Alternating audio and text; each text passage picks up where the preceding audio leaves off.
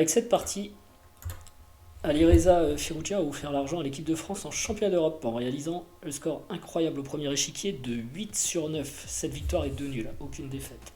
Pour une performance à plus de 3000 Elo qui lui permet de devenir le plus jeune joueur de l'histoire au-dessus de 2800 Elo à seulement 18 ans.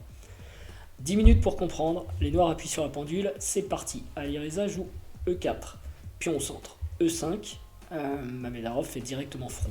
Cavalier F3, attaque E5, cavalier C6, le défend, pardon. Fou C4, c'est l'ouverture italienne. Fou C5, développement.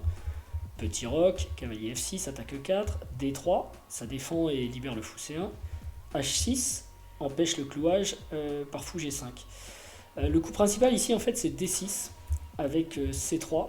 Petit roc, ça a été joué d'ailleurs par Firouzja contre Nepo Niashny au Norway Chess le 14 septembre 2021. Firouzja l'avait emporté et Nepo, on le rappelle, est challenger pour le titre de champion du monde lors du match qui va commencer cette semaine.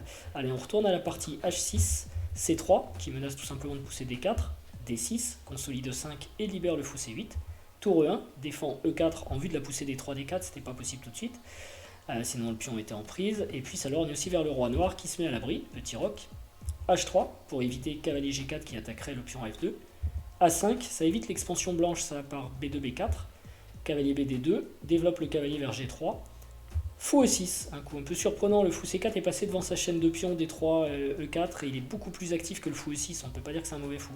Donc Mamedarov propose un échange. Fou prend E6. Et là, fou prend E6 d'ailleurs, c'est la première fois que Firouzja change. Il ne répète pas ce qu'il avait joué à Riga 15 jours plus tôt contre Howell. Il avait joué alors fou B5, fou A7, cavalier F1, cavalier G3, C6, fou A4, B5, fou C2, A4, D4 et il avait gagné avec cette partie son ticket pour le prochain tournoi des candidats contre Howell, donc à Riga. Et si on revient à la partie, là il a choisi fou prend E6, donc c'est un changement. F prend E6, les noirs reprennent le fou. Cavalier B3, attaque le fou C5, fou A7, fou E3, conteste à son tour la force du fou adverse, fou prend E3, tour prend E3, qui évite de doubler les pions E. Et A4, joué par Mamedarov qui attaque le cavalier B3. Cavalier BD2, obligé, D5, prend le centre et menace de s'y installer définitivement d'ailleurs avec D5, D4. Dans cette partie, on respire pas parce qu'à chaque coup, en fait, il y a une nouvelle menace et c'est pas fini. Tour E2, bon coup, ça menace de gagner un pion par E prend D5 suivi de cavalier prend E5. Parce que là, si tout de suite Alireza avait joué E prend D5 pour empêcher D4, serait survenu le surprenant cavalier prend D5 et non pas la reprise avec le pion qui attaque la tour et après tour E4, cavalier F4, Mamedarov aurait installé le fameux cavalier Kasparov dans le camp blanc avec de belles perspectives d'attaque. Donc Alireza joue d'abord tour E2. B5, un coup un peu surprenant qui pour la première fois ne menace rien de précis. D4 semblait plus logique, C prend D4, reprend D4, mais peut-être que Mamedarov ne voulait pas permettre cavalier C4. Toujours est-il qu'il a joué B5. Excusez-moi. Et après B5, E prend D5, renouvelle la menace de gagner un pion par cavalier prend E5, cavalier prend D5, et A3. Il a joué cavalier prend D5 parce que E prend D5 échoue évidemment sur cavalier prend E5. A3. Alors pourquoi A3 ? Faut comprendre que si Alireza joue cavalier E5 tout de suite, les noirs répondent cavalier prend E5, tour prend E5 et A3. Et si B prend A3, dame F6 et les noirs ont une super belle position, ils vont récupérer leur pion dans une position supérieure. C'est la raison pour laquelle Alireza joue lui-même A3, empêchant cette variante. Alors cavalier F4, attaque la tour et place idéalement le cavalier, tour E3, et dame E8. La dame se prépare à l'attaque sur l'aile roi. Mais ici, en fait, Mamedarov aurait pu forcer la nulle s'il l'avait voulu, en jouant plus tôt, ou s'il avait pu d'ailleurs, je vais y revenir, en jouant plus tôt, cavalier D5, tour E1, cavalier F4 qui menace D3, tour E3, cavalier D5, donc une nulle par répétition de façon forcée. Mais dans un match par équipe, forcer nul, c'est pas toujours possible car il faut considérer la situation sur les autres échiquiers et puis avoir l'accord de son capitaine, ce qu'il avait peut-être pas. Au passage, dans la position après tour E3, est-ce que vous savez pourquoi Mamedarov ne joue pas cavalier prend D3 ? Parce qu'après tout, il pourrait gagner un point. En fait, un pion. Cela conduirait à une position inférieure après dame E2 qui attaque le cavalier, cavalier F4 et dame prend B5 et les blancs vont gagner un pion avec une meilleure structure. Ok, donc après dame E8, Alireza joue G3. pour repousser au plus vite le cavalier qui est trop bien placé. Cavalier prend H3 échec. Alors c'est marrant parce que c'est une prise avec échec, mais pourtant c'est une faute. Est-ce que vous voyez pourquoi? Alireza va jouer tour G2, attaquant le cavalier H3. Et alors, cavalier G5, c'est le seul coup, c'est forcé. Parce que ce qu'avait sûrement prévu d'ailleurs Mamedov, c'était dame H5, mais ça perd le cavalier sur dame H1. Donc du coup, dans cette position, tristement, Mamedov est obligé de jouer cavalier G5. C'est le seul coup, mais du coup ça mène une position un peu inférieure. Cavalier prend G5, H prend G5, et bilan de l'opération, les noirs ont un pion de plus, mais les pions E et G sont extrêmement faibles, le roi noir est devenu plus vulnérable, et l'attaque que voulait conduire dame E8, H5 n'existe plus. D'ailleurs, le super cavalier F4 a lui aussi disparu, et la colonne H semble plutôt exploitable pour les blancs. Donc les blancs ont clairement l'avantage. Alors, dame G4, la dame se rapproche du roi et attaque G5, tour F5, défend G5 et prépare le triplement des pièces lourdes contre le pion F2. Cavalier F3, masque F2 et augmente la pression sur G5. Dame F7, c'est logique. Dame E4, attaque le cavalier C6. Alors, s'il avait joué cavalier prend G5, en fait, il y aurait eu dame G6. Et le cavalier est attaqué. Dame E4, tour à F8 avec une position équilibrée. Donc en fait, Alireza préfère dame E4 plutôt que de prendre un G5. Il s'attaque le cavalier et bon coup ici de Mamedov, il joue tour F8, il laisse le cavalier en prise, il renforce la pression sur la colonne F. Alors est-ce que vous voyez pourquoi? Que se serait-il passé ici si les blancs avaient pris en C6? Ce que va pas faire Alireza.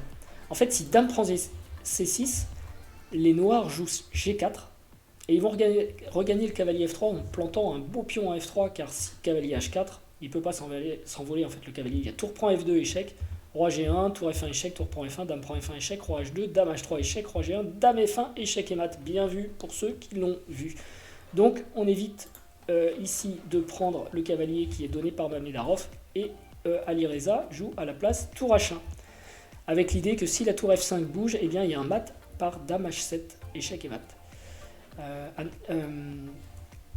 Voilà. G6 joué par Mamedov, il libère la tour en fait, il n'y a plus de mat en H7.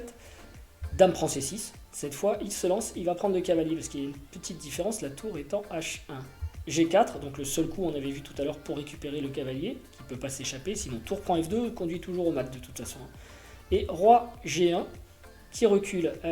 Comme ça à la fin des échanges en F3, en fait le roi ne sera pas en échec et les blancs pourront jouer dame prend E6 échec. La suite est forcée, tour prend F3 pour récupérer la pièce, tour prend F3, dame prend E6 échec, dame F7 qui est également forcée, parce que si on joue tour F7, eh bien les blancs gagnent. Je ne sais pas si vous voyez la suite, il y a dame E8 échec, roi G7 et dame H8 mat.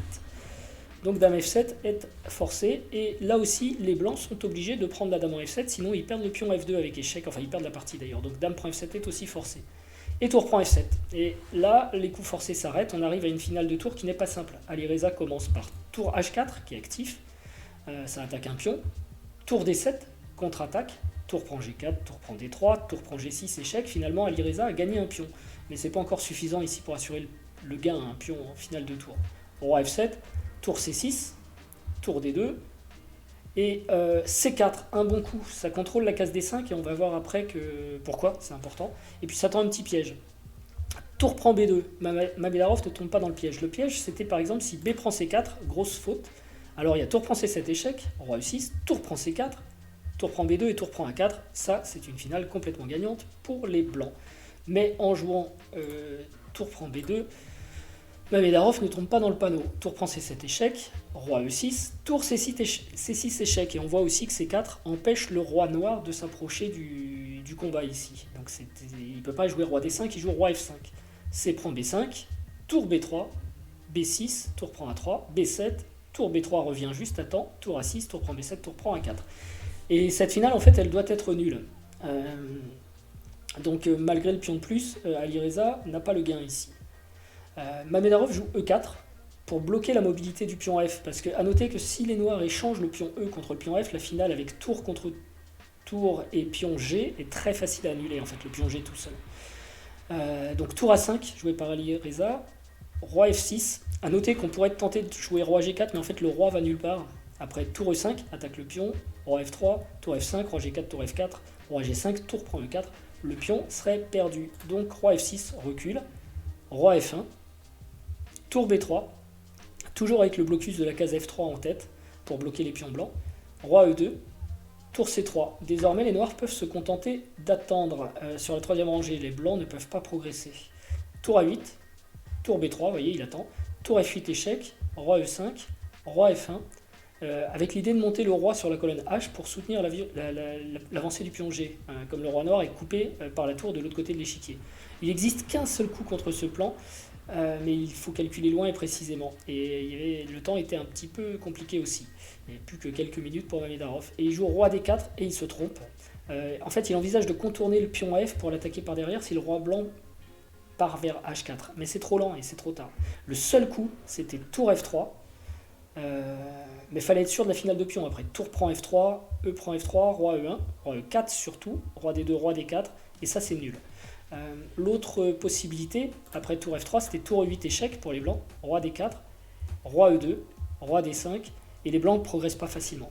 Donc c'était nul. Mais avec roi D4 par contre, le plan blanc qui consiste à monter vers la colonne H fonctionne. Roi G2, et là comment on arrête le roi, c'est difficile, tour B7, roi H3, poursuit tranquillement son plan, roi E5, le roi ne peut pas passer à cause de la tour blanche, et G4, la tour noire seule ne pourra pas s'opposer à l'avancée du roi et de son pion.